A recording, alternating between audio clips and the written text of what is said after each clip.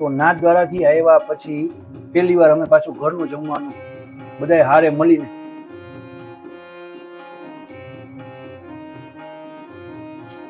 અને આજે છે ને મારું ફેવરિટ શાક, આમ તો મારું નહીં, અમારા બધાનું ફેવરિટ ફૂલ મેનુ છે ને, અમારા બધાનું ફેવરિટ છે. જો આ છે ને ઉષાએ સિંધી ભાજી બનાવી છે, આ બહુ જોરદાર લાગે.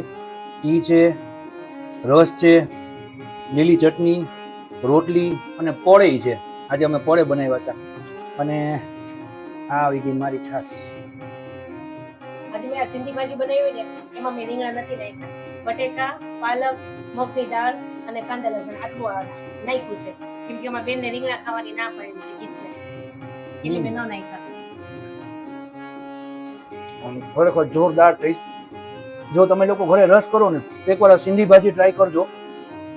સિંધી ભાજી, પળ અને રસ, અને આ ફેવરિટ છે, અને આ ફેવરિટ છે ગ્રીન ચટણી. આ હોય ને એટલે કાંઈ વસ્તુની જરૂર ન પડે. આ મલ્ટિપલ યુઝમાં આવે, નહીં બધાયમાં હાલે. ખાસ છે ને તમે લોકો ખાખરાની હારે ટ્રાય કરજો, અમારા બેન બહુ ખાય છે નાના બેન. તો આજનું તમારું શું મેનુ હતું અને સિંધી ભાજી ઘરમાં કોણ કોણ બનાવે છે એકવાર ખાસ મેસેજમાં કહેજો. જય શ્રી કૃષ્ણ.